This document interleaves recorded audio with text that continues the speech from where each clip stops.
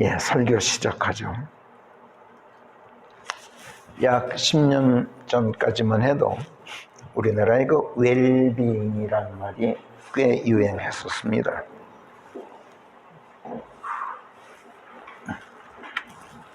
웰빙.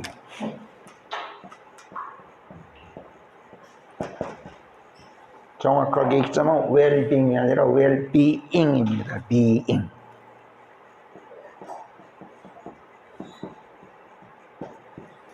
being well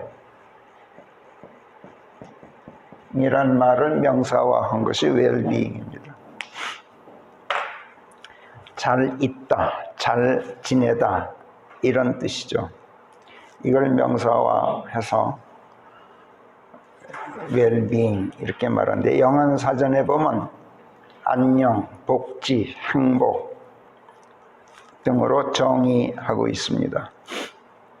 그러니까 육체적 건강과 물질적 복지만이 아니라 정신적 안정과 도덕적인 건전성, 더 나아가서 영적인 평강까지 포괄하고 있는 단어인데 이 단어를 안녕, 복지, 행복 이런 식으로 정의해버리면 이런 폭넓은 의미를 대단히 축소시켜서 육체적, 물질적으로 어긴 그런 내용으로만 축소 제한하게 됩니다.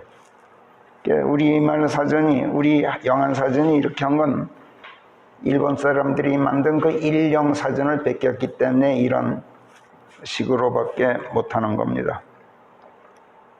well-being.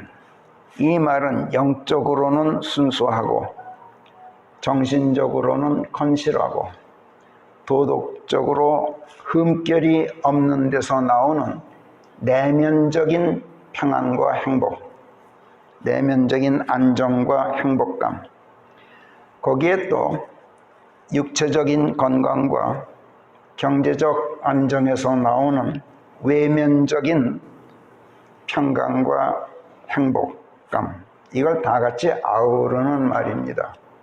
다시 말해서 육체적으로 건강하고 물질적으로 유복해서 외면적으로는 안정되어 있고 행복하지만 영적으로는 순수하지 않고 정신적으로 건전하지 못하고 도덕적으로 올바르지 못하면 being well 한 게 아니란 말이에요. 웰빙이 되지 못한단 말이에요. 반대로 영적으로 깨끗하고 정신적으로 문제가 없고 도덕적으로 훌륭해서 내면적으로는 행복한데 그래도 몸이 건강하지 않다든지 경제적으로 어려우면 이 또한 웰빙이 되지 못합니다. 요컨대 내면적인 행복과 외면적인 행복이 서로 맞물려 있어야 이게 진정한 웰빙인 것이죠. 한쪽만 가지고는 절대로 being well 하다, 잘 지낸다 이렇게 말할 수가 없습니다. 또 내면적인 부분도 그래요. 외면적인 부분이나 내면적인 부분이나 그 안에서도 마찬가지로 정신적으로 건전하고 도덕적으로는 선량해요. 그런데 영적으로는 가난해요. 영적으로는 구원받지 못했어. 영적으로는 결함이 있어. 도덕적으로는 선량한데 그럼 이것도 웰빙이 될 수가 없죠. 외면적인 부분도 마찬가지야. 돈은 많은데 몸이 약해. 그럼 웰빙이 아닙니다. 또 몸은 건강한데 돈이 없어. 이것도 웰빙이 못 됩니다. 정신적인 요소와 도덕적인 요소와 영적인 요소가 다 같이 갖춰져서 갖춰져야 내면적으로 웰빙 한 것이고 being well 한 것이고 육체적 건강과 경제적 안정 또한 다 같이 구비되어야만 외면적으로도 행복한 거란 말이죠. 이건 상식이에요. 이걸 모르는 사람들은 없어요.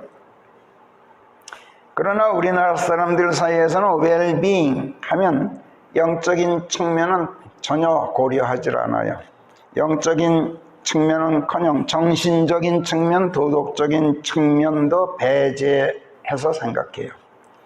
그리고 단지 육체적이고 물질적인 측면만 고려하는 게 보통이죠. 잘 먹고 건강하게 잘 살자 하는 데에만 초점을 맞추는 겁니다.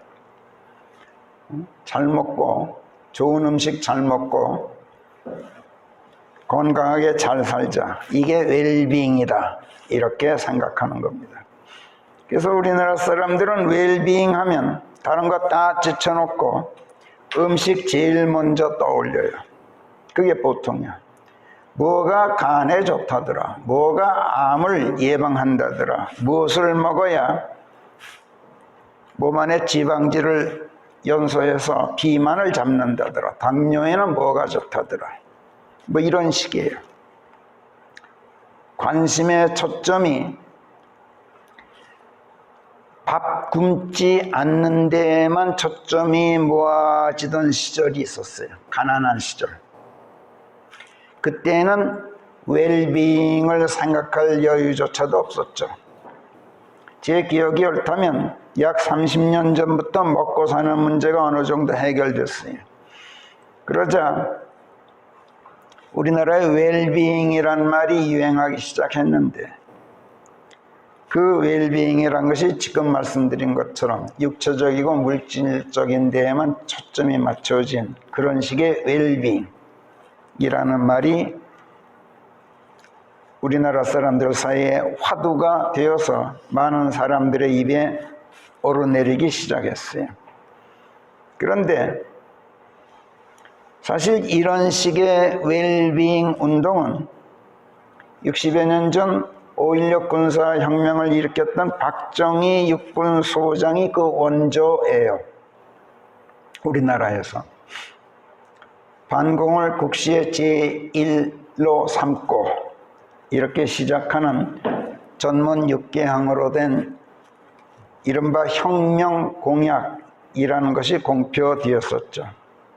거기 보면은 기아선상에서 허덕이는 민생고를 시급히 해결하고, 이런 말이 그 공약 속에 포함되어 있었어요. 5.16 혁명이 일어났던 1960년, 그 당시 제가 추적해 보니까 쌀 한 가마에 현재의 돈으로 계산했을 때 약 2,700원 정도였어요. 쌀 한 가마가 80kg 단위로. 지금은 40kg 한 가마니가 싸야 48,000원에서 10만원까지도 갑니다. 쌀의 종류에 따라서. 그러니까 80kg면은 비싼 건 20만원까지 간다는 얘기예요. 40kg가 아니라 20kg가. 40kg도 아니에요. 요즘에는 한 푸대 20kg죠. 그러니까 굉장히 많이 올랐어요. 근데 그 당시에는 쌀 한 가마가 2,700원, 지금 돈으로 27,000환이었으니까요. 그리고 우리나라 1인당 국민 연소득이 약 75달러였어요. 60년대. 그때 환율이 지금 돈으로 65원 정도였어요. 그러니까 한 사람 1년 평균 수입이 지금 돈으로 약 5,000원에 미치지 못했던 시절이에요. 그러니까 1년 내내 벌어도 쌀 2가마니를 못 샀어요. 상상도 못하죠. 1년 내내 벌었는데 쌀 2가마니를 못 벌어요. 제가 대학교 입학할 때 대학교 입학 등록금이 서울대학교가 4,800환. 혁명 나고니까 4,800원. 그 다음에 사립대, 연대, 고대가 75,000원이었어요. 7,500원, 75,000원. 예, 75,000원. 서울대가 48,000원. 그 돈 없어서 입학 등록 못한 사람들 굉장히 많아요, 그때. 그래서 부모가 시골 출신들은 부모가 땅 팔아, 눈 팔아서 등록금 대준다는 말이 유행하던 시절이에요.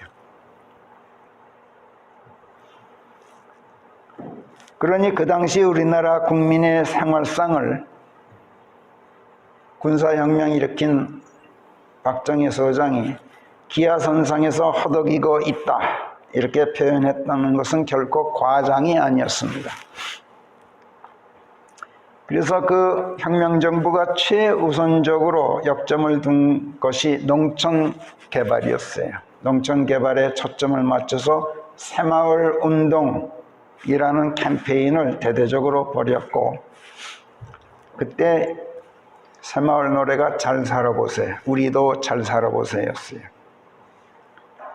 그 새마을 운동 노래를 그때 대대적으로 보급했어요. 그러니까 우리나라식 웰비잉 캠페인의 시작이었던 겁니다. 기아선상에서 허덕이는 민생고 해결이 시급했던 만큼 웰비잉의 정신적인 측면, 도덕적 측면은 고사하고 건강하게 살려는 육체적 측면조차 고려할 여유가 그때는 없었어요. 그냥 배골치 말자 이거였어요. 그래서 잘 살아보세요 하고 구호를 외쳤지만 그 뒤 35, 6년이 지난 훨씬 훗날 북한 김일성이가 고깃국에 흰쌀밥 배부르게 먹기 운동을 했어요. 그 운동의 깃발을 들었을 때만큼이나 대한민국 최초의 웰빙 운동의 목표는 배골지 않기, 굶지 않기였어요. 기가 막히죠. 이 나라 사회의 모든 부패와 구악을 일소하고 퇴폐한 국민 도의와 민족 정기를 바로잡으며 라는 구호도 혁명 공약 속에 포함되어 있어서 웰빙의 정신적이고 도덕적인 측면도 강조되기는 했어요. 혁명 공약에 보면. 그런데 그건 양념에 불과했어요. 절망과 기아선상에 허덕이는 민생고를 시급히 해결하고 국가 자주경제 재건에 총력을 기울인다. 이것이 최대 목표가 된 가운데 우리도 잘 살아보세요 하고 구호를 외쳤던 것이 우리나라 웰빙 운동의 원조인 거예요. 원래부터 우리나라 사람들 사이에 잘 산다 라는 말은 역사적으로 보아도 정신적이고 도덕적인 측면이 다분히 배제된 가운데 배골치 않고 산다는 뜻으로 이해되었었어요. 그 집 참 잘 살아. 그러면 배부르게 먹고 잘 산다. 이거였지 뭐 정신적으로 건실하다든지 무슨 도덕적으로 훌륭하다든지 이런 뜻은 없었어요 거기에. 그러나 5.16 혁명 때만 해도 이 나라 백성에게서 배골치 않고 산다는 것은 몇몇 특수 계층을 제외하면 꿈 같은 일이었어요. 그 당시 대한민국 최고 수준의 연봉을 받던 계급이 법관들이었는데 법관 월급이 약 한 달 월급이 쌀 2가마니였으니까 굉장하죠. 보통 사람의 10배가 넘었으니까요. 장관 월급이 쌀 1가마니 반 정도였어요.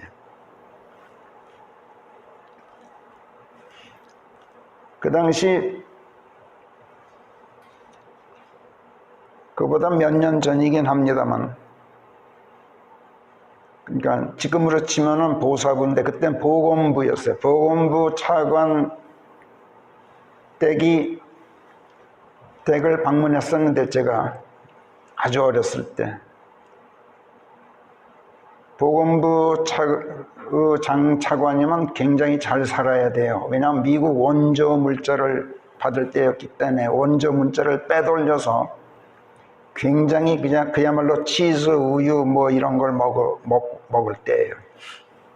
근데 그 양반은 아주 유명한 분이었어요. 백성이 굶는데 내가 어떻게 그런 걸 먹으랴 해가지고 깡보리밥만 먹던 분이 있었어요. 그 보건부 차관. 여러분이 잘 아는 김혜자, 그 TV 타렌트 있죠. 김혜자 씨의 아버지 김용택 씨가 그때 차관, 보건부 차관이었어요. 그 양반이 아주 청렴하기로 유명했던 분인데 깡보리밥을 먹던 기억이 나요.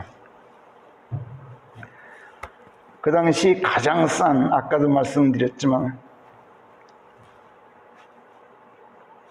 서울대학교 등록금이 제일 쌌는데 쌀 2가마값도 안 되었는데 연고대도 쌀 3가마값 근처밖에 안 되었는데 그거를 내려면 굉장히 힘들었어요.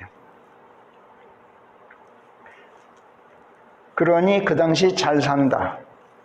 이 말이 굶지 않고 산다는 뜻이었다고 해서 하나도 이상하지가 않아요. 그런 상황에서 혁명정부의 군사정권이 시작한 잘 살아보세 운동이 전 세계 인류 역사상 유례를 찾아볼 수 없을 만큼 대성공을 거뒀어요. 인류 역사상 유례를 찾아보질 못해요. 그 성공 사례가. 그 결과 약 2000년대에 들어서 뉴 밀레니엄 시대에 들어서자 우리나라 사람들에게 있어서 웰비잉은 잘 살아보세요 하던 때와는 의미가 많이 달라졌죠. 이 시대 우리나라 사람들에게 있어 잘 산다는 말은 끼니를 굶지 말자가 아니라 끼니를 굶자로 바뀌었어요. 왜? 다이어트를 하기 위해서, 비만을 잡기 위해서. 요즘 사람들은 안 먹기 운동을 하더라고요. 참 세상 많이 변했죠. 지금 이 시대는 어떤 아주 망측한 TV 프로 몇몇을 제외하고는 뚱뚱하고 배 나온 사람은 남녀 불문하고 다 수치스럽게 여기는 시대가 되었어요. 근데 그 TV 프로 어디는 뚱땡이 4명을 내다 놓고 여자 남자 먹기 경쟁을 하는 이상한 프로가 있긴 있습니다만 지금은 적당한 운동 또 여가를 즐기면서 영양학적으로나 위생학적으로 균형 있고 조화로운 식생활을 통해 건강한 육체를 유지하고 사는 것, 이걸 웰비잉이다. 우리나라 사람들은 그렇게 이해하고 있어요.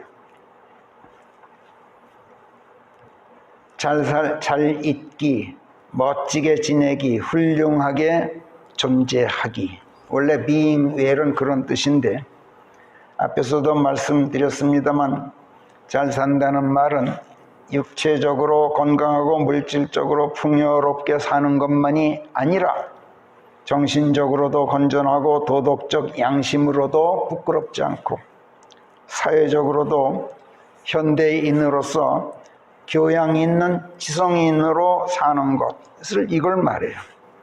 또 일반인들에게 이런 것까지 기대하기는 어렵지만 가능하면 여기서 더 나아가서 신앙적으로도 영적 평강을 누리고 사는 삶, 이게 웰비잉이에요. 그러나 우리나라 사람들에게 있어 웰비잉이란 영적 측면은 말할 것도 없고 정신적, 도덕적, 사회적 측면까지 배제한 가운데 오직 육체적이고 물질적인 측면에서의 웰빙만 의미하는 게 보통이라고 앞에서 말씀드렸어요. 우리나라에서 이런 식으로 저급한 수준의 웰빙이 약 15년 전부터 유행하기 시작했는데 갑자기 또 웰다이잉 운동이 시작했어요. 잘 죽기.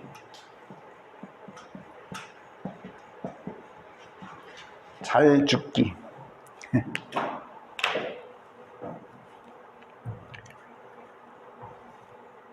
그래 그래, 웰다잉이란 이 말이 고개를 들어서 화두가 되어서 사람들 입에 한창 오르내린 적이 있었어요. 어떤 죽음이 좋은 죽음일까? 어떻게 하면 잘 죽을 수 있을까 하는 문제가 화두가 되었던 거죠. 사회적 캠페인으로까지는 확대되지 않았지만 어찌됐든 잠깐 고개를 든 적이 있어요.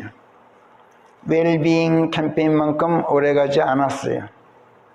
웰다잉 이라는 말이 사람들 입에서 슬그머니 사라졌어요. 지금 웰다잉 소리 하는 사람 없어졌어요. 말하자면 웰다잉, 잘 죽기 운동은 웰빙, 잘 살기 운동보다 인기가 없었던 거죠. 사실 어떻게 하면 잘 죽을까 하는 웰다잉 문제는 어떻게 하면 잘 살 수 있을까 하는 웰빙에 달려있는 문제예요. 그렇죠? 잘 살면 잘 죽는 거예요. 그러니까 웰다잉을 웰빙하고 따로 띄어서 생각할 필요가 원래 없는 거예요. 그래서 그랬던지는 모르겠지만 아무튼 웰다잉이란 말은 잠깐 고개를 들던 이 슬그머니 사람들 입에서 사라졌는데 아무리 좋은 죽음으로 잘 죽는다 해도 죽음은 그 자체가 입에 올리기 싫은 주제죠. 사람들 사이에 인기 있는 화두가 사실은 되게 어려운 특성을 갖고 있어요. 웰다잉이란 비참하게 죽지 않는 걸 말해요. 어떻게 죽는 것이 비참한 죽음입니까?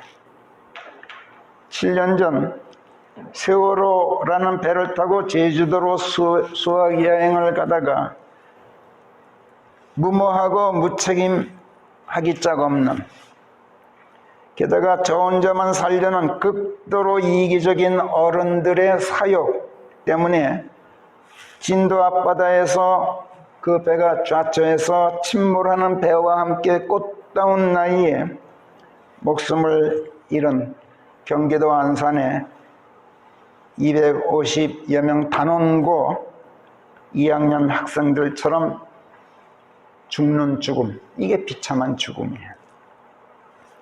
또 최근 보면 짐승만도 못한 무지막지한 부모에 의해서 벽에 내던져져서 생후 2달밖에 살지 못하고 비명 행사한 어떤 가난 아기처럼 죽는 죽음, 이게 비참한 죽음이에요.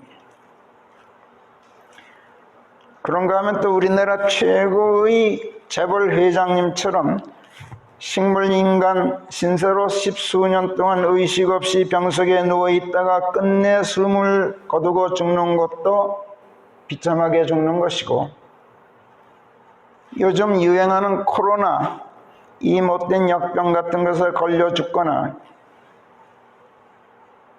백신 주사 잘못 맞고 부작용으로 죽거나 교통사고로 비명 행사하거나 이런저런 질병을 갖다가 종합병원, 영안실 신사가 되는 수많은 사람들처럼 죽거나, 또 먹지 못해 영양실조로 죽는 북한 땅 시골 마을의 꽃제비라는 어린이들처럼 죽거나 하는 것 등등이 다 비참하게 죽는 것이고, 최소한 대한민국 수도 서울의 박아무개 시장처럼 제 손으로 목매달아 죽지만 않으면 비참하게 죽는 건 아니에요. 죽어서도 그 이름이 치욕에 처하지만 않으면 최소한 비참하게 죽는 건 아니란 말이에요. 또 여러 해 전 술상 버리고 앉아있다가 부하에게 곤충마다 죽은 과거 어느 대통령처럼 죽지만 않으면 그것도 최소한 비참하게 죽는 것은 아니에요. 비참하게 죽었더라도 무모한 권력자에게 참수되어서 무도한 권력자 헤롯에게 참수되어서 그 머리가 은쟁반에 담겨서 음탕한 왕녀에게 바쳐졌을지라도 그 이름이 생명책에 오르고 영원토록 성경에 등재된 침례인 요한처럼 죽으면 이것이야말로 웰다잉 하는 거예요. 또 폭도들 손에 돌에 맞아 석형당해서 참혹하게 죽었지만 성령으로 충만한 가운데 하늘을 우러러 응시하고 있다가 하나님의 영광과 그 오른편에 서 계신 예수님을 보고 주 예수시여 제 영을 받으소서, 그리고 이 죄를 저들에게 돌리지 마옵소서 하고 천사의 얼굴처럼 빛나는 낯빛으로 조용히 잠들었던 스테판처럼 죽으면 이 또한 절대로 비참하게 죽는 것이 아니죠. 일말의 죄도 없으면서 성부 하나님에 의해서 죄가 되고 벌받은 자가 되셔서 참으로 억울하게 십자가에 달려 돌아가셨을지언정 죽은 자들로부터 다시 일으켜져서 부활 승천하신 예수님처럼 죽는다면 이런 죽음이야말로 두말할 것도 없이 최고의 웰다잉이에요. 죽어서 다시 살아났으니까.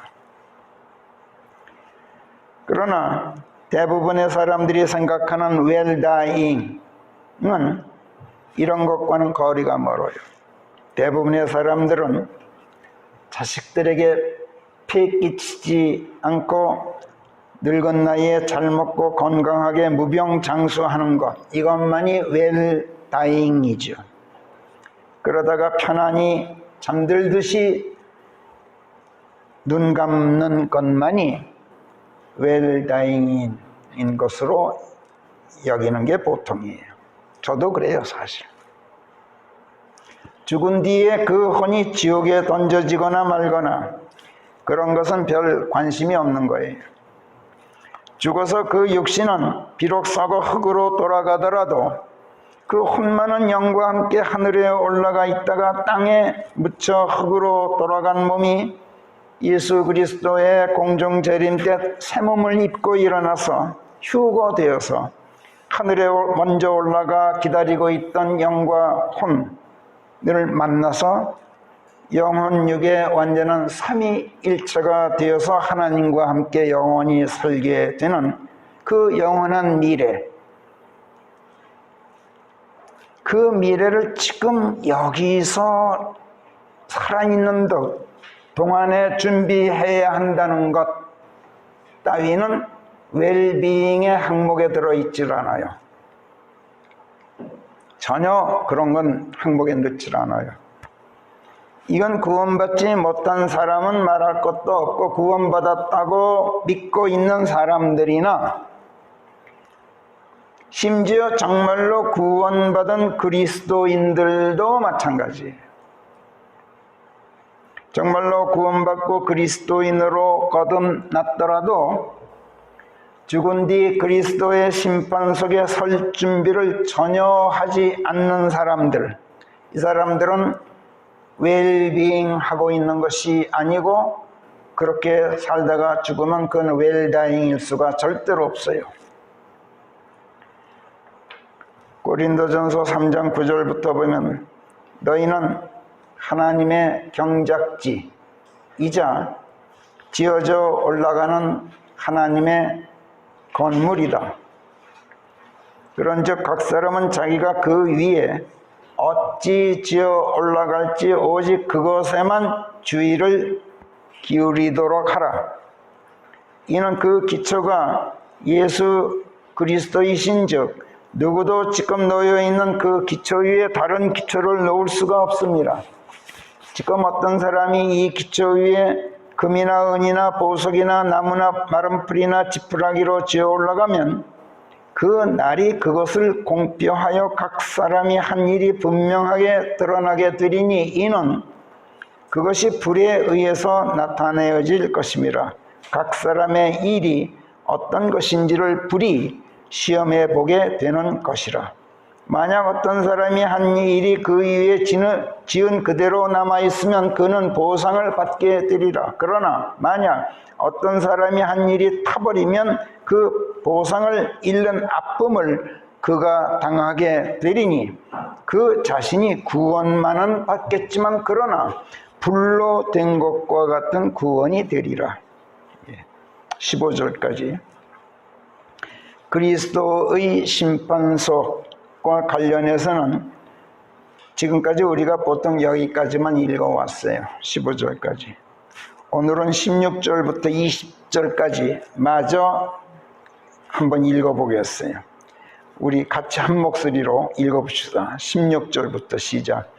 너희가 하나님의 성전이라는 것, 그래서 하나님의 영께서 너희 안에 거하신다는 것을 너희가 알지 않느냐? 어떤 사람이라도 하나님의 성전을 더럽히면 하나님께서 그를 멸하시리니 하나님의 성전은 거룩하기 때문이라. 그런데 너희가 그 성전이니라. 어떤 사람도 자신을 속이지 말라. 너희 중 어떤 사람이라도 이 세상에서 지혜롭다 여겨지거든 어리석은 자가 될지니 그래야 그가 지혜로울 수 있느니라. 이 세상의 지혜는 하나님께는 어리석음이니라. 이는 기록되기를 그분께서는 지혜 있다는 자들을 그들 자신의 꾀 안에 잡아두신다 하였습니다. 또 주께서는 지혜 있다는 자들의 생각을 아신다 하였나니 그것들이 헛됨을 아신다는 것이니라. 구원받고 거듭난 사람은 예수 그리스도의 반석 위에 하나님의 성전으로 세워진 완공된 사람이 아니에요. 절대로 완공된 사람이 아니라 그 반석 위에 세워져 올라가고 있는 건축 진행형인 사람이에요. 그리스도인은.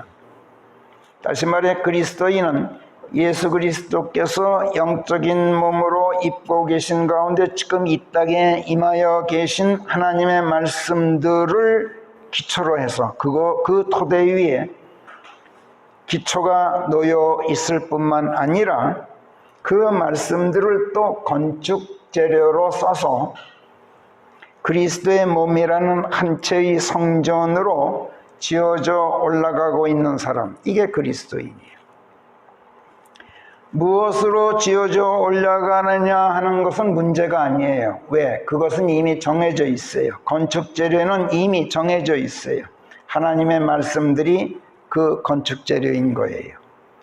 그래서 10절은 무엇으로 지어 올라갈지가 아니라 어찌 지어 올라갈지 오직 그것에만 주의를 기울이라 이렇게 말씀해요. 재료는 문제가 아니야. 재료는 이미 정해져 있으니까 이제는 어떻게 건축해 올라갈지 그것에만 마음을 기울여라. 아무리 좋은 건축 재료를 써도 잘못 지으면 부실한 건축물이 되죠. 와우 아파트 와르르 맥없이 무너져 내린 거 기억하시죠? 성수대교 맥없이 무너졌어요. 삼풍 백화점이라는 것도 그랬어요. 그러나 그때 그것들이 건축 재료가 문제가 되었던 게 아니에요. 그때 그 건축물들도 지금이나 똑같은 종류의 품질과 철근과 시멘트와 모래로 된 콘크리트 구조물이었어요. 그 당시 모래는 지금 건축에 쓰이는 모래보다 훨씬 품질이 좋았어요. 그때는 한강변에서 채취한 그런 모래였기 때문에 품질이 참 최고 등급이었어요. 문제는 그런데 쓰러졌어, 무너졌어. 문제는 잘못 지은 데 있었어요. 같은 건축 재료라도 어떻게 지어 올라가느냐에 따라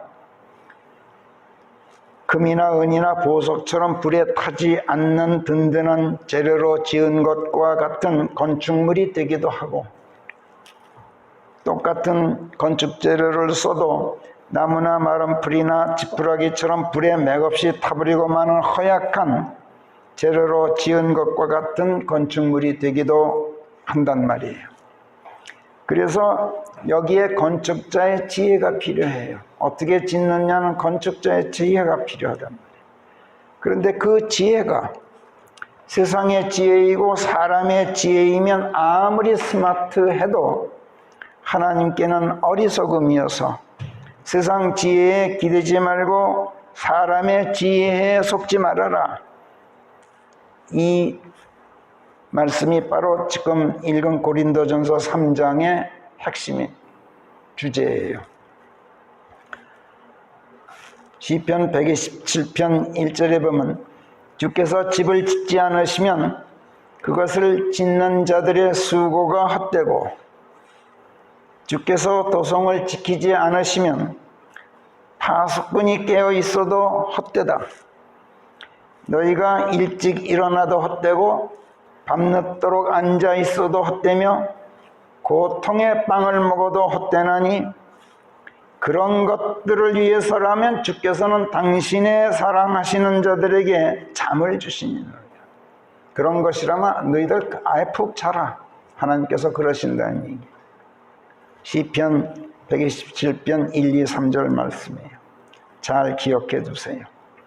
예수 그리스도를 기초로 하고 하나님의 말씀들을 건축재료로 해서 한 채의 성전을 지어 올라갈 때 그 말씀들을 하나님의 명철로 깨닫고 이해하고 하나님의 예지로 그 말씀들을 사용하고 또 하나님의 지혜로 그 말씀들을 처리하여야만 이것이 잘 짓는 것이고 이렇게 해서 결함 없는 완벽한 건축물이 되기 때문에 너희는 어찌 지어 올라갈지 오직 그것에만 주의를 기울이라. 이렇게 성경이 충고하고 있는 것이고 이 세상의 지혜가 어리석고 헛된 지혜라는 것을 하나님께서 아신다. 그러므로 누구나도 자기가 세상에서 지혜롭다고 여겨지거든 어리석은 자가 되어서 하나님의 지혜를 구하도록 해라. 그래야 그가 정말로 지혜로울 수가 있는 것이다.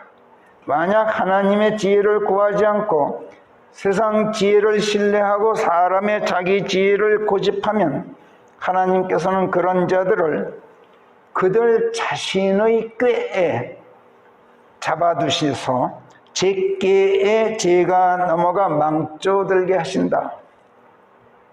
지금 성령께서 이렇게 경고하시고 그리스도인이라면서 하나님의 말씀들을 사람의 명철로 이해하고 사람의 꾀로 사용하고 사람의 지혜로 그 말씀을 처리하고 적용하게 되면 이것은 그리스도의 몸을 마른 풀이나 나무나 지푸라기로 쌓아 올린 것과 같은 건축물이 되어서 그리스도의 심판석에서 불로 시험해 보게 될 때 호로록 불타 없어져서 그리스도의 몸이 남아 있지 않게 된다. 그래서 새 몸을 받아 입지 못하는 신사가 된다. 그러나 하나님의 자비는 취소될 수가 없다. 십자가에서 흘려진 예수 그리스도의 대속의 피는 무효화될 수가 없다. 구속은 철회될 수가 없다. 그렇기 때문에 구원만은 받게 된다. 그러나 그것은 불로 된 것과 같은 구원, 즉 불에 타버려서 혼이 입고 있을 몸이 없는 구원, 벌거벗고 있어야 하는 구원이 될 것이다. 이렇게 지금 말씀하고 있는 거예요. 고린도전서 3장의 이 말씀을 제대로 성경적으로 해석한 사람을 여태 못 봤어요. 이건 구원받지 못한 비그리스도인들에게 하는 말씀이 아니죠. 구원받지도 못하고 구원받았다고 속고 있는 유사 그리스도인들에게 하는 말씀도 아니에요. 이거는 정말로 구원받은 진짜 그리스도인들에게 하는 말씀이에요. 그리스도인이라면서 만약 불로 된 것과 같은 그런 구원을 받게 된다면 이건 지금 여기에 살고 있는 동안 전혀 웰빙하고 있는 게 아니에요. 아무리 잘 먹고 잘 살고 건강하고 좋은 음식 많이 먹어도 그건 절대로 웰빙하고 있는 게 아니야. 그런 채로 죽는다면 아무리 자식들한테 폐 끼치지 않고 잘 먹고 건강하게 살다가 잠자듯이 편안한 죽음으로 눈을 감는다 해도 이건 결코 웰다잉일 수가 없어요. 그래서 그런지는 몰라도 그리스도인들도 일반인들과 마찬가지로 웰다잉이라는 문제는 별로 생각하고 싶어 하지를 않아요. 여러분은 어떤지 모르겠어요. 그래서 우리나라에서는 이 웰다잉이 웰빙만큼 인기가 없는데, 다시 말씀드립니다마는 웰다잉은 어디까지나 웰비잉의 연속선상에 있기 때문에 웰비잉 없는 웰다잉이 있을 수 없고 웰다잉 하지 못하는 웰비잉이 있을 수 없어. 그런데 요즘에는 어찌된 영문인지 웰다잉만이 아니라 웰빙이라는 말도 사람들 사이에서 이상하게 시들해졌어요. 요즘 웰빙 하는 사람도 없어졌어요.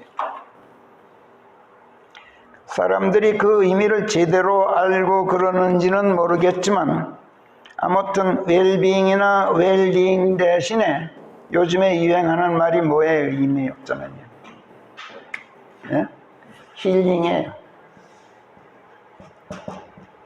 요즘 사람들은 연예인이나 TV에 나오는 사람들 보면 시골 사는 무식한 할머니들도 힐링 그러더라고. 깜짝 놀랐어요. 이 힐링이라는 말이 유행의 대세를 이루고 있어요, 요즘에. 일상생활도 힐링 생활. 음식을 먹어도 무슨 힐링 음식. 여행을 떠나도 무슨 힐링 여행. 음악을 들어도 힐링 음악. 집을 지어도 힐링 주택. 심지어 산책을 하면서도 힐링 산책. 요즘처럼 역병 예방을 위한 거리두기 격리 시대에 맞춰서 무슨 재택근무니 혼밥이니 혼술이니 하는 말도 요즘에는 무슨 힐링 근무, 힐링 혼밥, 힐링 혼술. 무엇이나 힐링을 갖다 붙이고 말끝마다 힐링이에요. 이러다가 쇼핑을 해도 힐링 구매, 친구를 만나도 힐링 미팅, 데이트를 해도 힐링 데이트, 결혼을 해도 힐링 결혼, 아기를 낳아도 힐링 출산. 이렇게 말할 태세예요. 두고 보세요. 그렇게 될 테니. 이건 그리스도인이라고 자처하는 사람들도 마찬가지예요. 교회 가서 예배에 참석하는 것도 힐링 예배예요. 목사와 상담을 해도 힐링 상담이야.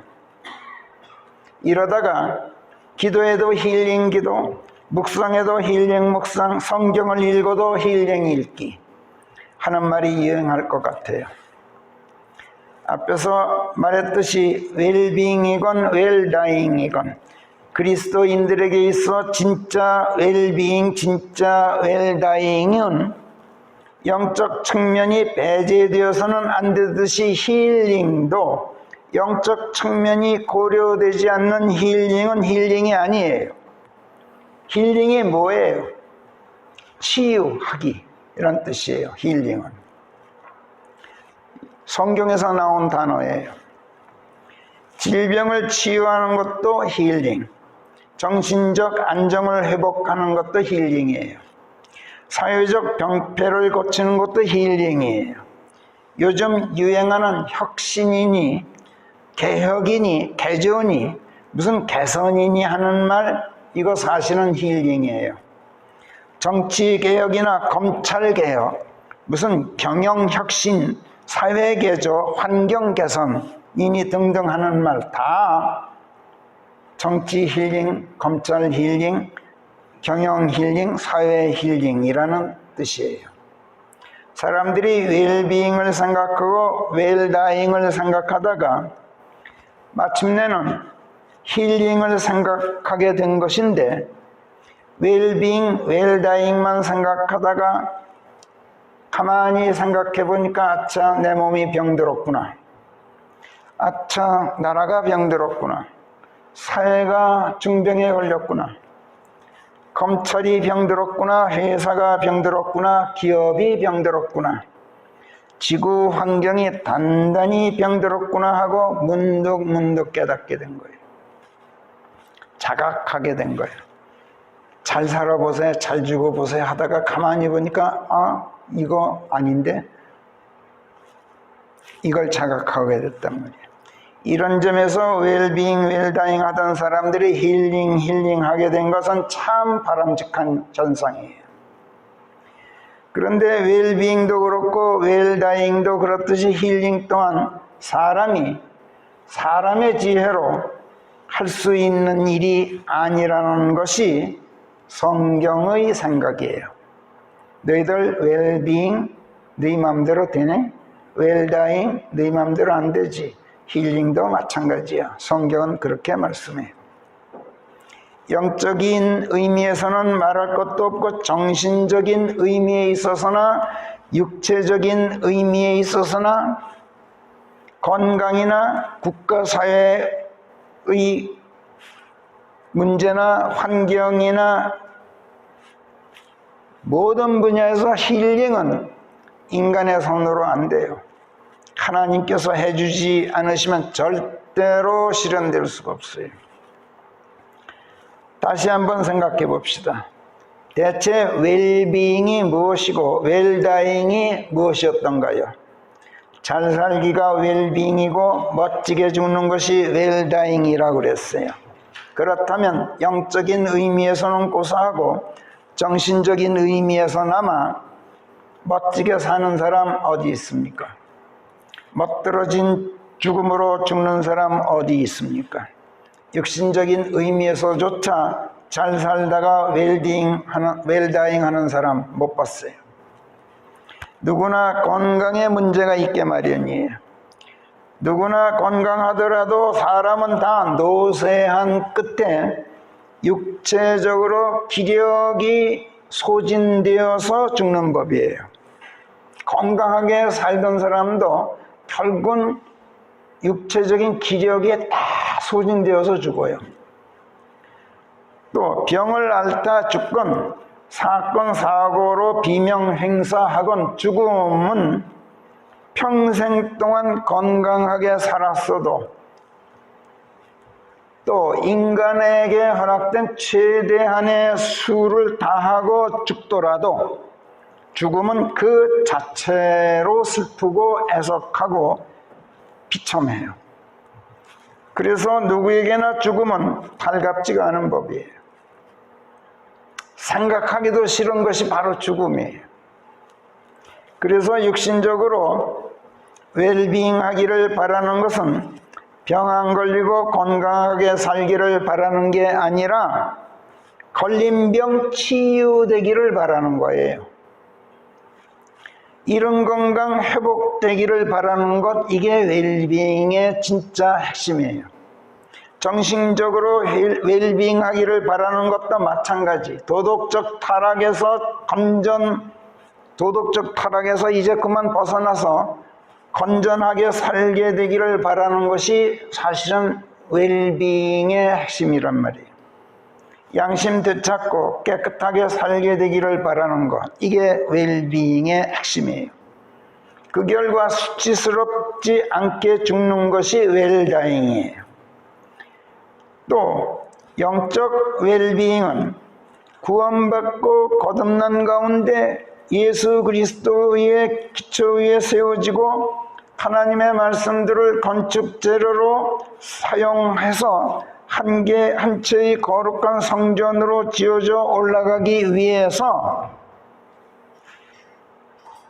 폐역을 치유하고 버렸던 믿음을 회복하고 탕자가 아비품으로 돌아가듯이 벗어났던 하나님의 길로 되돌아가서 예수 그리스도 안에서 하나님의 품에 안겨 살게 되는 삶,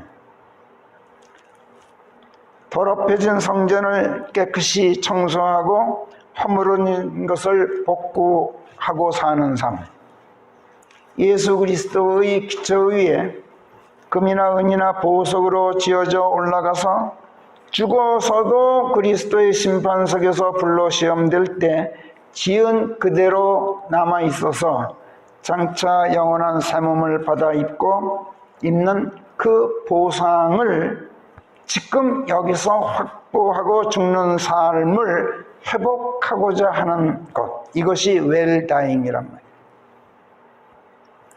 그런데 이 또한 하나님께서 하지 않으시면 사람의 힘으로는 안 돼요. 사람의 지혜로는 절대로 되는 일이 아니에요. 하나님께서 치유하고 회복시켜 주지 않으시면 그리스도인이건 비그리스도인이건 또 국가건 사회건 기업이건 가정이건 또 육신적으로건 정신적으로건 또 영적으로건 웰비잉이나 웰다잉 또 힐링은 누구도 실현하지 못한 채 비참하게 살다가 회복하지 못한 채 비참하게 죽게 돼 있어요. 하나님께서 하지 않으시면 누구도 치유하지 못하고 누구도 회복되지 못한 채 실패한 삶을 살다가 망하게 되어 있단 말이에요. 죽는 사람을 뭐라고 불러요? 망자라고 불러요. 죽은 사람을 고인이라고도 부르는데 망자라고 불러요. 망자, 망한 사람. 그래서 성령께서는 지금 여기 시편 80편에서 아삽의 입으로 오 하나님이시여 저희들을 다시 돌려놓으소서, turn us again 하고 3절에서도 7절에서도 또 마지막 19절에서도 거듭거듭 하나님께 부르짖도록 성령께서 아삽을 움직이고 계셔요. turn us again, 저희들을 다시 돌려놓으소서, 회복해 주십시오, 치유해 주십시오, 복구해 주소서, 정상대로 원래 상태대로 돌려놓아 주십시오 하고 간청하고 호소하면서 기도하고 있단 말이에요. 누구한테? 오 갓, 오 하나님. 나라의 권력자들에게 호소하는 것도 아니고 사회 지도자들에게 하는 것도 아니고 어떤 현자들에게 하는 것도 아니고 재벌 회장님들에게 하는 것도 아니고 병원 의사들에게 간청하는 것도 아니에요. 귀신 쫓고 병 잘 고치는 치유의 은사를 갖고 있다고 큰소리치는 은사주의 사기꾼 교회 목사들에게 간청하는 것은 더더구나 아니에요. 오 갓, 오 하나님, 오직 하나님께 치유와 회복을 간청하고 있단 말이에요. 왜? 오직 그분께서만이 하실 수 있기 때문에. 그렇다면 어째서 사람들은 실패하고 망합니까? 하나님께서 하지 않으시면 치유되지 않고 회복되지 않는 그것이 대체 무엇입니까? 질병이요? 건강? 타락, 부도도 아닙니다. 개인이건 기업이건 국가건 민족이건 기업이건 망하는 사람, 망하는 나라, 망하는 민족, 망하는 기업, 우리는 수없이 보아왔는데 귀신 쫓고 병 고치고 안진병이 일으켰다고 큰소리치던 은사주의 목사들도 제 병 못 고치고 죽는 거 제가 봤어요. 그렇다면 대체 무엇이 사람을 망하게 합니까? 무엇이 기업을 쓰러뜨리고 나라를 망쳐들게 하였습니까? 보통 이럴 때 이렇게 말하죠. 무리수를 두어서 그랬다, 이렇게 말하죠. 보통들. 무리수를 두었다는 게 대체 무슨 뜻입니까? 욕심 부렸다는 뜻이에요. 정치인도 공무원도 사업가도 주식꾼들도 무슨 비트코인 투자하는 젊은이들도 망한 사람들 보면 국회의원 지낸 사람들, 무슨 장관 해먹던 사람들, 심지어 대통령이었던 사람들도 망쳐들어서 감옥살이 하는 사람들 보면 욕심 때문이었던 것이 공통점이에요. 정적들이 망하게 만든 것도 아니고 경쟁기업들이 망하게 만든 것도 아니고 내부 고발인이 쓰러뜨린 것도 아니에요. 마귀가 망하게 만든 것도 아니고 하나님께서 직접 개입하신 것은 더더구나 아니에요. 망한 사람은 다들 제 욕심 때문에 스스로 망했어요. 욕심.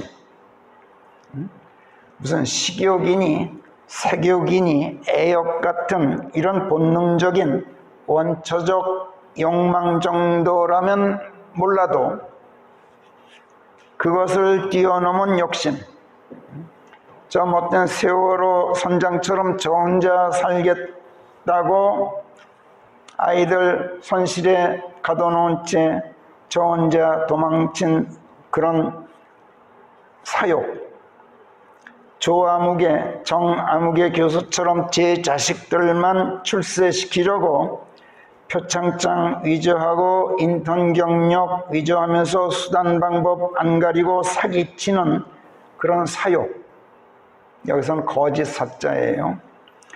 또 지나친 소유욕, 도가 넘는 재물욕, 명품백 사느라고 백화점 오픈 시간 줄 서서 기다리는 사람들의 과시욕, 그것도 모자라서 사람들 위해 군림하려는 권력욕, 지배욕, 명예욕 등등의 갖가지 욕심.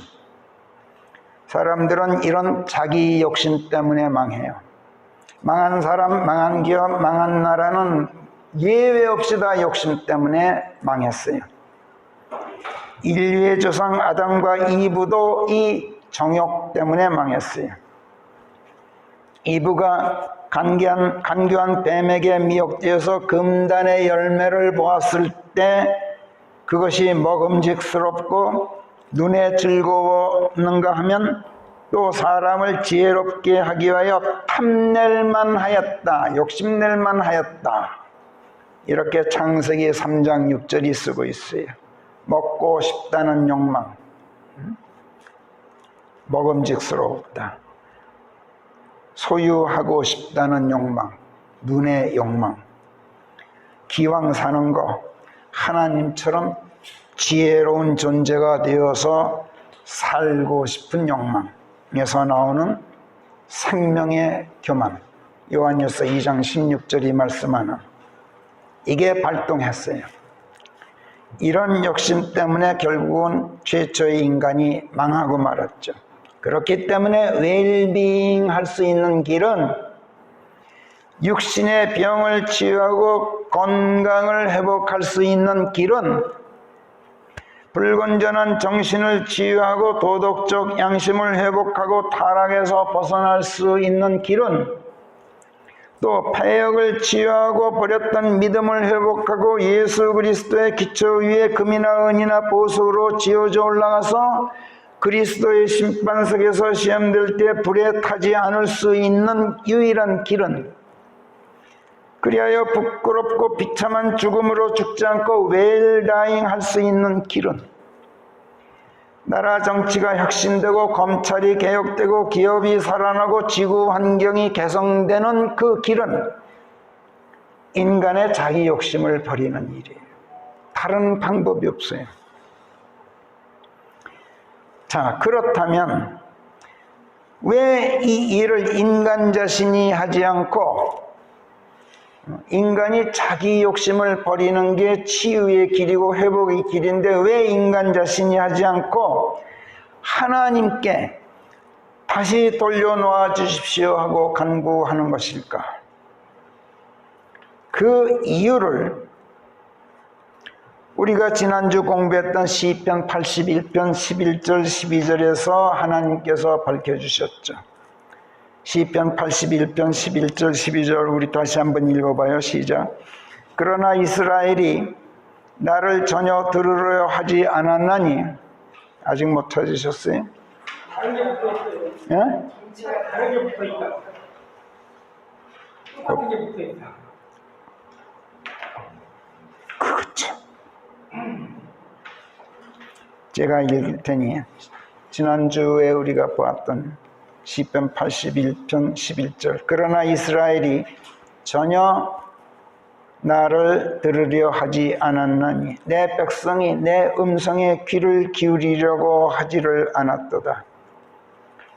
하나님께 귀를 기울이지 않는다. 하나님의 말씀을 들으려 하지 않는다. 이 말씀은 인간이 하나님께 지혜를 구하지 않고 자기 자신의 지혜에 기대려고 한다 이런 뜻이에요. 12절 그래서 내가 그들의 마음속 정욕에 넘겨서 그들이 저희들 생각대로 행하였도다 이렇게 말씀해요. 그러니까 회복, 치유, 욕심을 버리는 일 이것은 하나님께서 치유하실 수밖에 없어요. 왜? 하나님께서 인간을 제 욕심에 붙잡아 매 두셨기 때문에. 인간이 스스로 욕심낸 게 아니란 말이에요. 인간이 제 생각대로 하려고 하나님의 말씀에 귀를 기울이지 않자 하나님께서 어디 한번 해봐라 하고 자기 자신의 육신적 그 정욕에 인간을 붙잡아 매셨다는.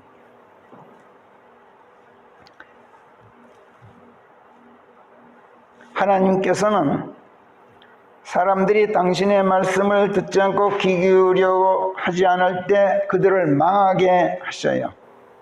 그런데 하나님께서 직접 나서서 멸망시키는 게 아니라 사람들로 하여금 스스로 망하게 만드셔요. 어떻게? 그들 자신의 마음속 정욕에 넘겨서 그들로 하여금 그들 자신의 그 어리석은 생각대로 행하도록 하셔서 망하게 하셔요. 하나님께서는 창세기 3장에서 이브가 간교한 뱀에게 미혹되어서 하나님의 명령을 망각하는 것을 보시는 순간 이브를 제 정욕대로 하도록 내버려 두셨어요. 또 그녀가 금단의 열매를 따서 남편 아담에게 주었을 때 아담도 하나님의 명령을 순간적으로 기억에 떠올리지 않는 것을 보시는 순간 하나님께서 그의 정욕대로 하도록 방임하셨어요. 그리고 제 손으로 제 자신을 망하도록 만드셨어요. 하나님께서는 창세기 6장에서도 하나님의 아들들, 즉 타락한 천사들이 인간의 딸들이 아름다운 것을 보고 제멋대로 골라 잡은 여자들을 취해서 아내들로 삼았을 때 그들을 치신 게 아니라 인간들이 여기에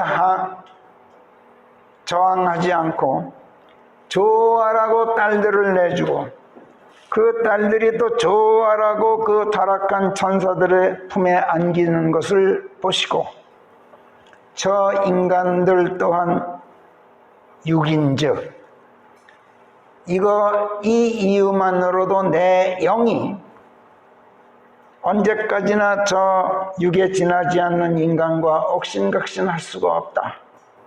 이렇게 결정하시고 인간들이 제 정욕대로 하도록 방치하셨어요. 내버려 두셨어요. 그리고 그들 자신의 욕망대로 타락한 끝에 홍수로 멸망하게 만드셨죠. 스데반이 사도행전 7장에서 유대인들에게 설교했을 때 지난날 그들의 조상들이 출애굽 때 어떻게 했는지를 언급하면서 백성이 아론에게 말하기를 우리 앞에서 이끌고 나갈 신들을 만들어 주시오. 이는 이집트 땅에서 우리를 데리고 나온 모세를 보아하니 그가 어찌 되었는지를 우리가 알지 못함이라 하였소.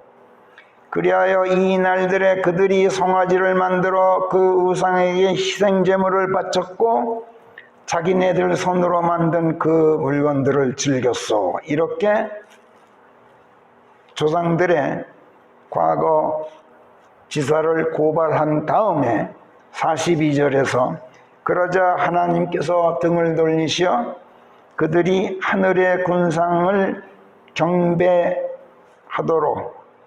내버려 두셨나니 이렇게 말해요. 내버려 두셨다. 방치하셨다. 이렇게 하나님께서 이스라엘 백성을 방치하셨던 것을 스데판이 설교 중에 상기시켜요. 사도 바울도 로마서 1장 22절 23절에서 그들은 스스로 지혜롭다고 자처하다가 바보들이 되어서 썩지 않는 하나님의 영광을 썩어 없어지는 인간과 새들과 네 발 달린 짐승들과 기어다닌 것들을 본따 만든 형상으로 바꾸어 버렸다. 이렇게 고발한 다음에 24절에서 이런 까닭으로 하나님께서도 그들 자신의 마음속 정욕들로 말미암은 더러움에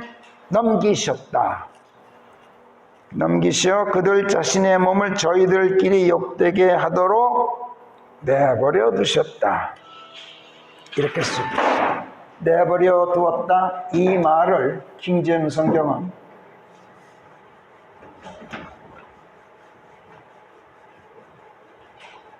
방임했다, 내버려 뒀다 이렇게 우리가 옮기긴 하는데 킹제임스 성경은 give them up unto 이렇게 해요. 그들의 욕심에 그들을 give up 했다. give up이 무슨 뜻이에요? 포기한다는 뜻이에요.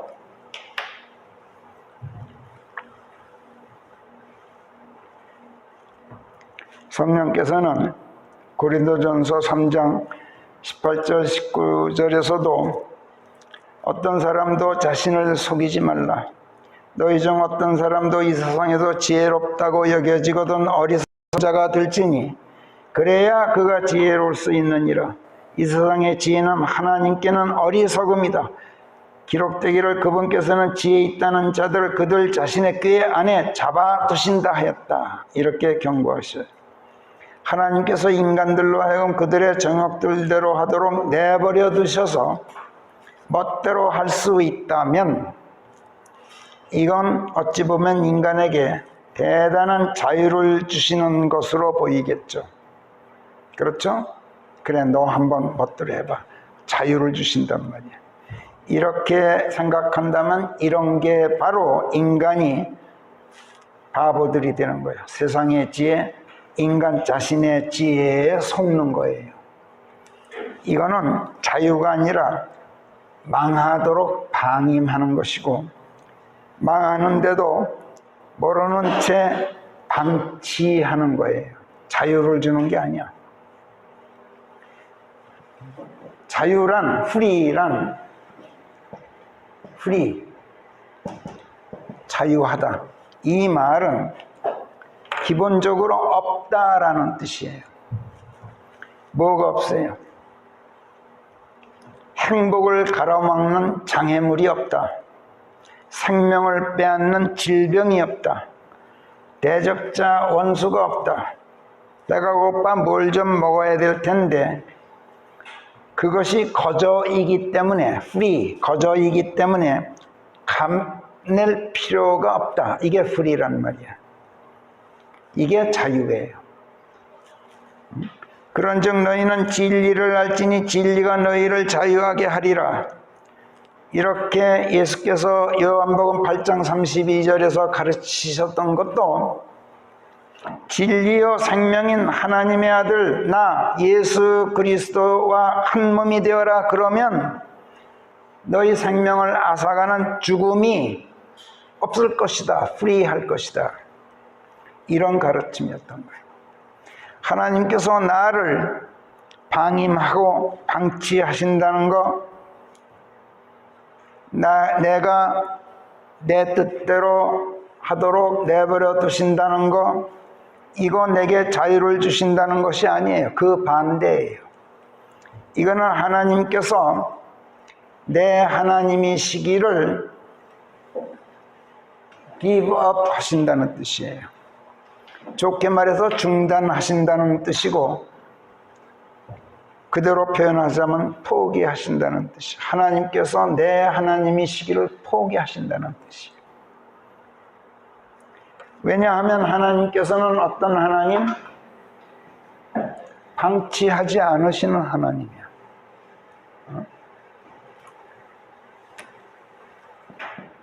I am 하나님께서 스스로 말씀하셨어요. 나는, 이걸 우리말 역본들이 질투하는 하나님 이렇게 엉터리로 옮겨놨는데, 나는 끝까지 방임 방치하지 않는 하나님이다. 이렇게 선언하셨어요. 그런 하나님께서 나를 방임하고 방치하고 내버려 두신다? 이건 뭐예요? 나는 내 하나님이기를 이제 그만두겠다. 이런 뜻이란 말이에요.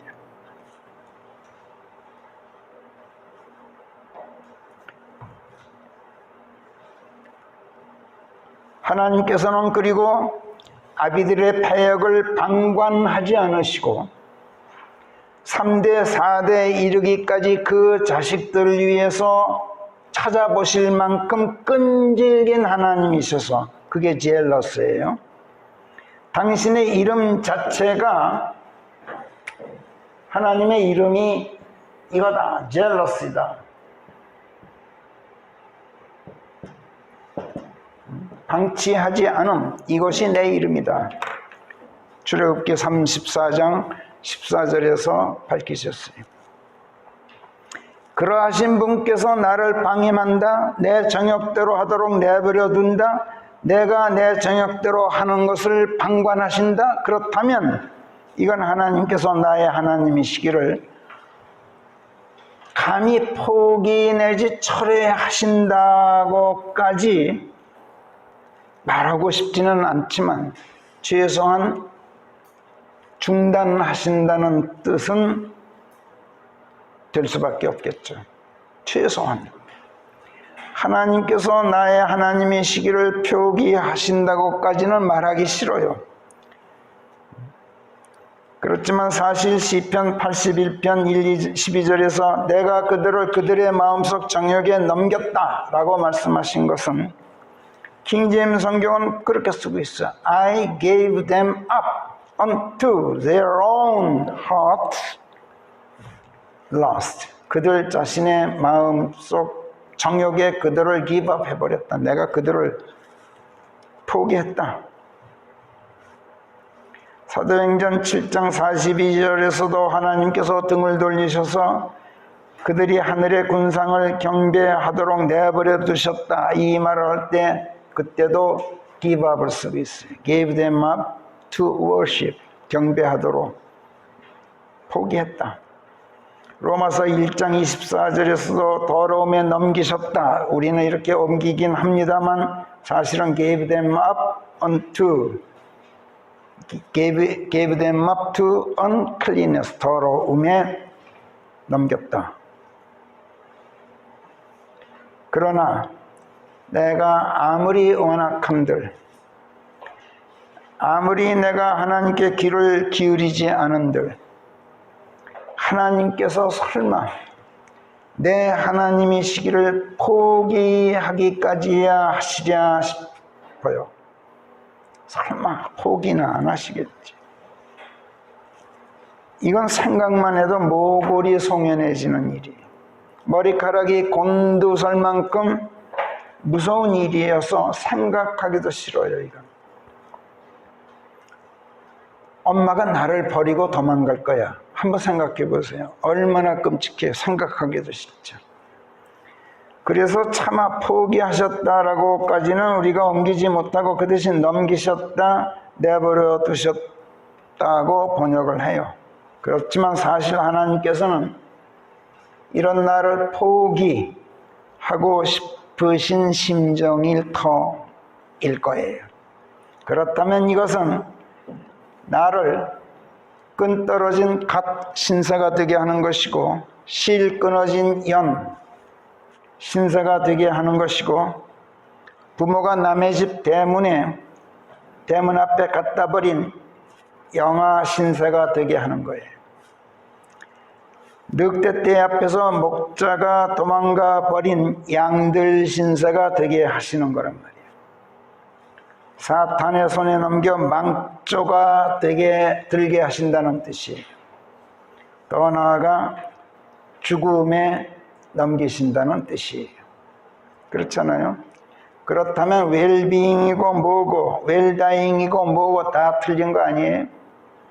그래서 성령께서 시편 80편의 기록자 아삽으로 하여금 오 하나님 주의 얼굴이 빛을 내도록 하시어서 저희들을 다시 돌려놓으소서 그래야 저희가 구원받게 되겠나이다 하고 3절에서도 7절에서도 또 19절에서도 거듭거듭 간청하도록 영감을 주셨어요. 웰빙 할 수 있는 길, 육신의 병을 치유하고 건강을 회복하도록 힐링할 수 있는 길, 불건전한 정신을 치유하고 도덕적 양심을 회복하고 타락에서 벗어날 수 있게 힐링되는 길, 또 폐역을 치유하고 버렸던 믿음을 회복하고 예수 그리스도의 기초 위에 불에 타지 않을 것으로 지어 올라갈 수 있도록 힐링되는 길. 그래서 비참한 죽음으로 부끄럽게 죽지 않고 웰다잉 할 수 있는 길은 오직 인간의 자기 욕심을 버리는 일인데 이것이 인간 스스로 제 힘으로 할 수 있는 일이 아니란 말이에요. 인간이 자신의 정욕을 억누르고 욕심을 버리는 일, 이것은 하나님께서만 하실 수 있는 일이에요. 왜 그렇다고요? 인간을 그렇게 만드신 분이 하나님이시기 때문입니다. 원인 제공자가 하나님이기 때문에. 여러분 병 앓고 계세요? 병이 없다면 여러분 충분히 건강하세요? 충분히 건강하다면 죽을 때까지 여러분 웰빙 하다가 웰다잉 하고 싶기는 하시죠. 그렇다면 무모하게 여러분 스스로가 욕심 버릴 생각하지 마세요. 안 돼요. 그거는 다시 돌려놓아 주소서 하고 욕심 부리지 않는 온 상태로 저를 돌아갈 수 있게 하나님 폐역을 치유해 주십시오 하고 하나님께 힐링을 간구하세요. 예수께서 병자를 고치셨을 때 네 믿음이 너를 치유하였다 이렇게 선언하셨던 것을 여러분 기억하십시오. 이 말씀은 주의하세요. 내가 믿어서 내가 네 병을 고쳤다 이 말씀이 절대로 아니에요. 기독교 신학에서는 그렇게 가르치죠. 봐라 믿어라 그럼 낫는다. 천만의 말씀 안 돼요.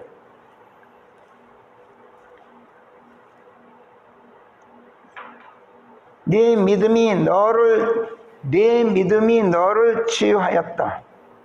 이 말씀은 결국 내 믿음이 예수 그리스도인 내 구주인 하나님의 아들 내 믿음이 너를 치유하였다 이런 뜻이에요. 나의 믿음은 그리스도께서 나를 당신의 품에 넣어서 나를 당신께 밀착시켜서 당신과 한 몸이 되게 해주신 그리스도의 믿음이 내 믿음이에요. 그분과 내가 한 몸이 됐으니까 그분의 것이, 그분의 생각이 내 생각이고, 그분의 감정이 내 감정이고, 그분의 믿음도 내 믿음이에요. 그분께서 한 몸 되어주신 것이 내 믿음이란 말이에요. 그리스도와 한 몸이 되면 그분의 믿음이 내 믿음이고 내 믿음이 그분의 믿음이에요. 오 하나님, 나를 다시 돌려놓으소서 하고 간구하는 것은, 오 하나님, 나를 다시 당신 품에 넣으소서 하고 호소하는 간구예요. 그리스도 안에 있지 않으면 힐링은 없어요. 그리스도 안에 있지 않으면 욕심을 버릴 수가 없기 때문에 그래요. 욕심을 버리지 않으면 힐링은 절대로 되질 않아요. 그리스도 안에 있으면 모든 것을 소유하고 있죠. 왜? 우주 만물의 주인이셔. 그렇기 때문에 그리스도 안에 있으면 욕심낼 필요가 없죠. 모든 것이 내 것인 걸. 그분의 것이 내 것 아니에요. 시편 80편으로 돌아가서 이제 한 구절 한 구절씩을 우리가 살펴볼 차례가 되었어요.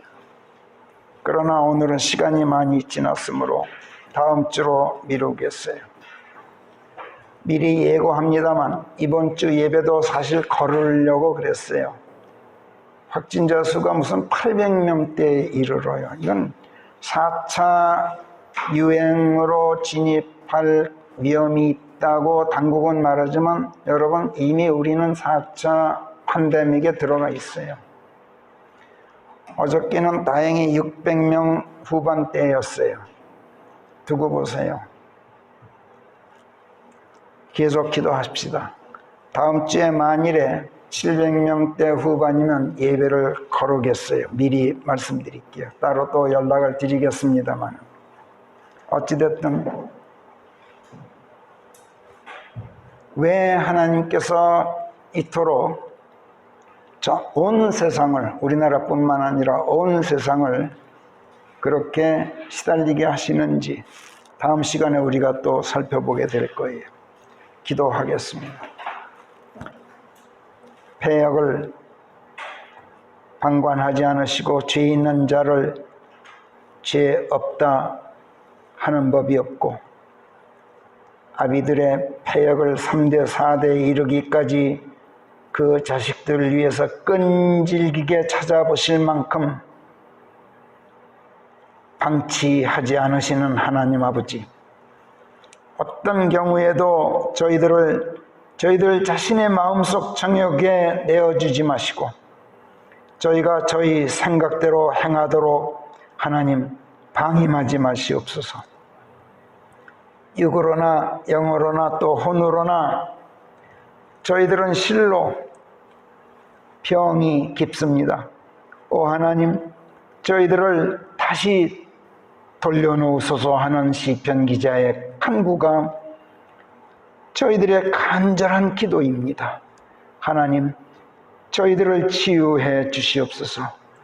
영으로나 육으로나 혼으로나 저희들의 모든 질병들을 치유해 주시어서 영으로 건전하고 육으로도 건강하며 혼으로도 견실하도록 회복해 주심으로 저희로 망하지 않고 잘 살게 하시고, 잘 살다가 부끄럽지 않고 애석하지 않고 비참하지 않게 잘 죽게 해 주시옵소서. 모든 질병, 모든 병폐가 정욕으로 말미암는다는 것을 오늘 일깨워 주셨으니 하나님, 저희들을 정욕으로부터 자유하게 하시고 부끄러움으로부터 자유하게 하시고 질병의 아픔, 고난의 쓰라림, 불안의 공포로부터 자유하게 하시고 절망으로부터, 유혹으로부터, 증오와 갈등으로부터 자유하게 하시고 저희 자신의 인간적인 지혜로부터, 세상의 지혜로부터 자유하게 하시고 어리석음으로부터 자유하게 해주시고, 하나님, 코로나 바이러스로부터 자유하게 해주시옵소서. 그리스도 예수 안에 있으면 욕심낼 필요가 없게 됨을 오늘 저희가 다시 배웠고, 진리가 너희를 자유하게 하리라 하신 말씀의 본 뜻 또한 저희가 다시 마음 깊이 새기게 되었사오니, 하나님 저희들을 진리 안에 붙들어 매주시고 그리스도 예수께 다시 단단히 가두어 두어 밀착해 하시고, 아버지 하나님의 말씀들로 저희들을 울타리쳐 주시옵소서. 감사하고 우리 주 예수 그리스도의 이름 안에서 기도하옵나이다. 아멘.